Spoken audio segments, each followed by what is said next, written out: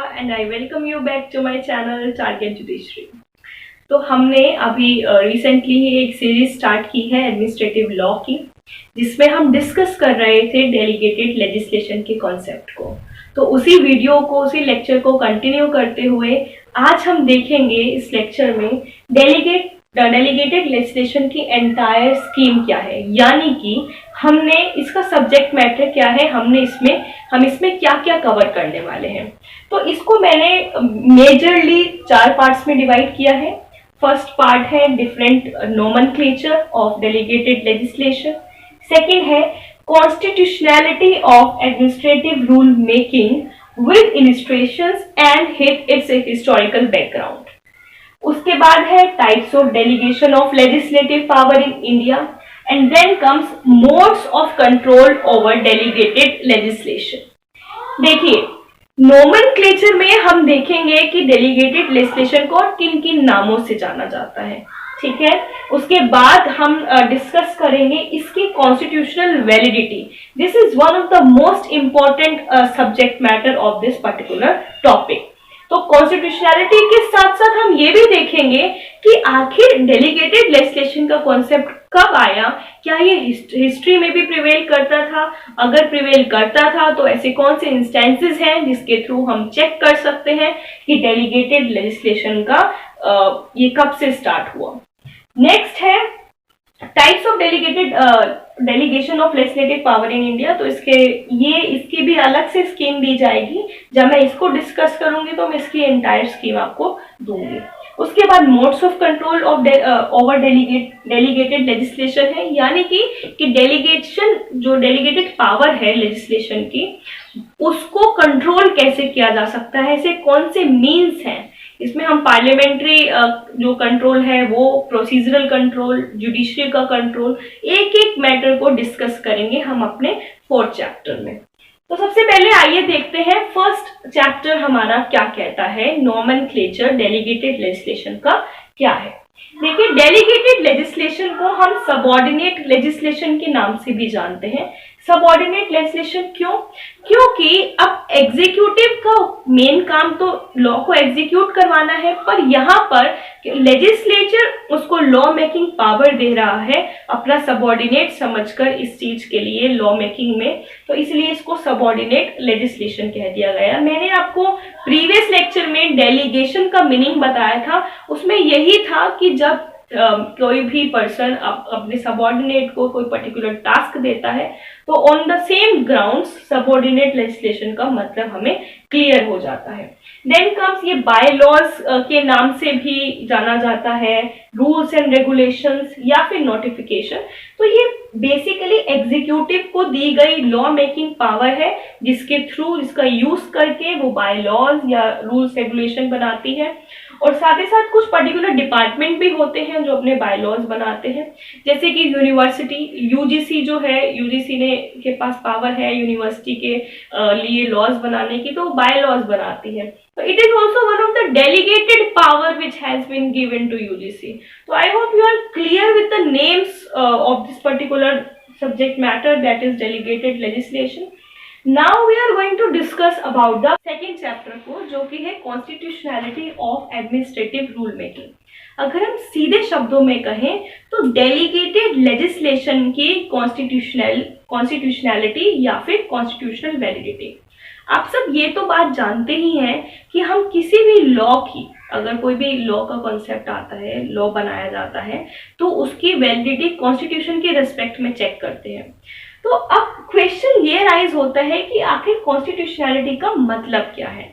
तो इसका मीनिंग है परमिसिबल एक्सटेंट ऑफ कॉन्स्टिट्यूशन, मतलब कि कॉन्स्टिट्यूशन कितनी बात की, मतलब कितना डेलीगेटेड लेजिस्लेशन करने की अनुमति दे रहा है, यानी कि लेजिस्लेचर एग्जीक्यूटिव को कितनी लॉ मेकिंग पावर डेलीगेट कर सकता है, या ये करना कितना वैलिड है कि क्या ये कॉन्स्टिट्यूशनल है या नहीं है। कितना तो सेकंड क्वेश्चन है, एक्चुअली फर्स्ट क्वेश्चन यही है कि आखिर इसकी ये जो डेलीगेटेड लेजिस्लेशन का कॉन्सेप्ट है, ये कॉन्स्टिट्यूशन के रेस्पेक्ट में अगर देखा जाए तो ये कितना सही है, या क्या ये वैलिड है या वॉइड कॉन्सेप्ट है। तो यही हम डिस्कस करेंगे। पर आइए उससे पहले एक चीज समझ लेते हैं। देखिए, हम जानते हैं पहले एक कॉन्सेप्ट था लेसेज फेयर का कॉन्सेप्ट। ये कॉन्सेप्ट ज्यूरिस्प्रूडेंस में आपने पढ़ा भी होगा कि बेंथम ने दिया था। बेंथम एक्चुअली क्या कहते हैं, बेंथम आपको एनालिटिकल स्कूल ऑफ ज्यूरिस्प्रूडेंस से ताल्लुक रखते हैं। ये उसके एक मेन फाउंडर थे उस स्कूल के।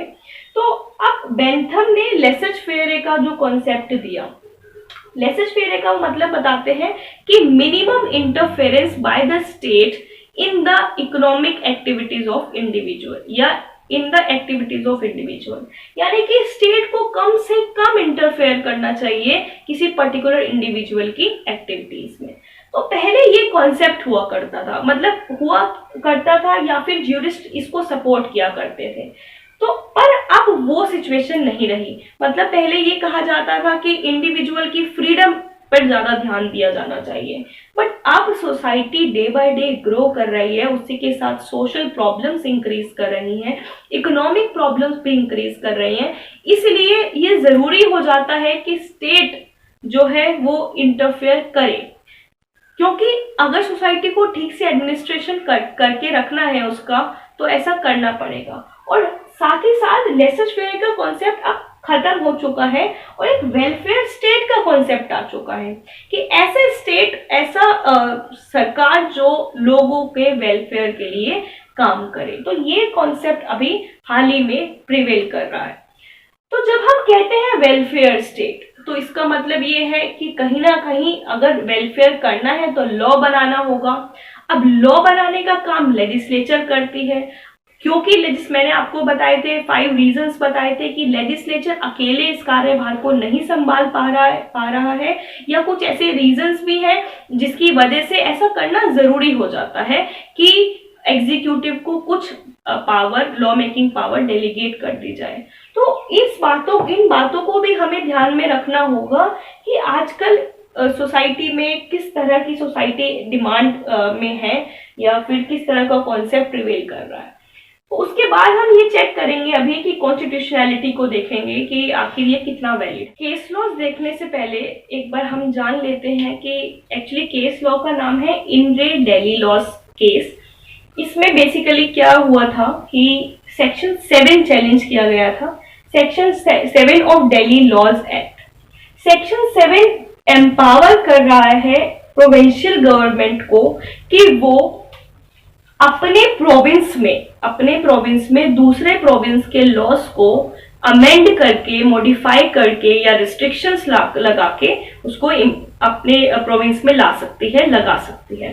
तो ये वाला जो लॉ है ये भी एक तरह से डेलीगेटेड पावर है कि आप खुद से उसको अमेंड कर सकते हो, रिपील भी कर सकते हो, चाहो तो अमेंड भी कर सकते हो, मॉडिफिकेशन कर सकते हो। तो ये डेलीगेटेड पावर है। तो ये सेक्शन, पर्टिकुलर सेक्शन जो अलाउ कर रहा है। अब क्वेश्चन ये राइज हुआ था कि वेदर इट इज वैलिड और नॉट।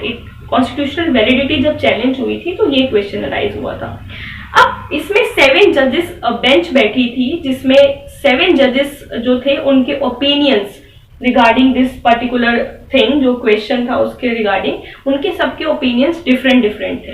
पर 2 पॉइंट्स पर उनके ओपिनियन मतलब थोड़े से जिसे कह सकते हैं सेम थे, या फिर जिसपे उन्होंने अच्छे से बात करी, वो था रिपीलिंग पावर को लेकर। क्या डेलीगेटेड, उन्होंने क्वेश्चन ये राइज किया कि क्या डेलीगेटेड लेजिस्लेशन में इतनी भी पावर दी जा सकती है, ये भी पावर डेलीगेट की जा सकती है कि आप एक पर्टिकुलर लॉ को रिपील कर रहे हैं या उसे अमेंड कर रहे हैं।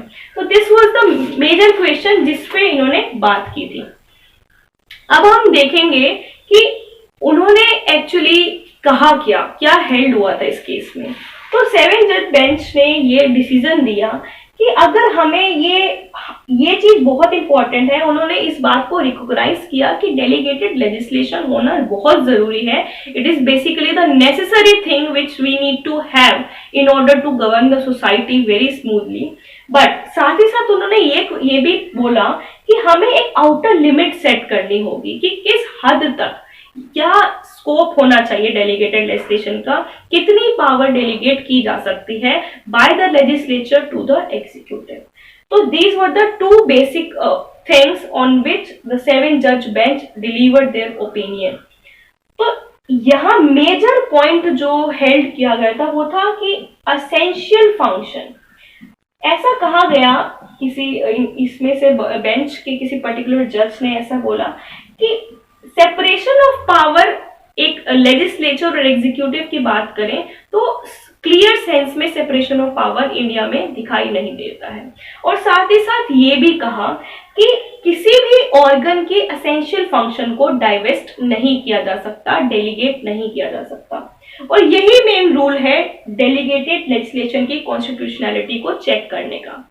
वो कहते हैं कि अगर एसेंशियल फंक्शन को डेलीगेट किया जा रहा है तो वो कॉन्स्टिट्यूशनली वैलिड नहीं होगा। अब क्वेश्चन ये है कि आखिर एसेंशियल फंक्शन है क्या।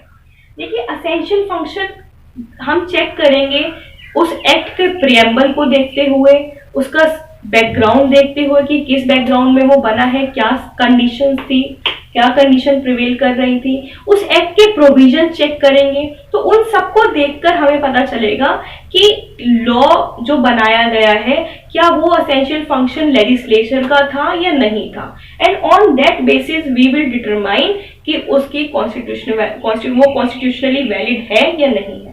तो इसी चैप्टर में हमें अभी इसका हिस्टोरिकल बैकग्राउंड भी देखना है, ये भी देखना है कि delegated legislation whether it is a modern concept या फिर ये पहले से एग्जिस्ट करता था। तो वो सब हम पढ़ेंगे अपनी आने वाली लेक्चर्स में। So stay tune for more videos and I hope आपको ये क्लियर हो गया होगा कि आखिर इसकी वैलिडिटी क्या है।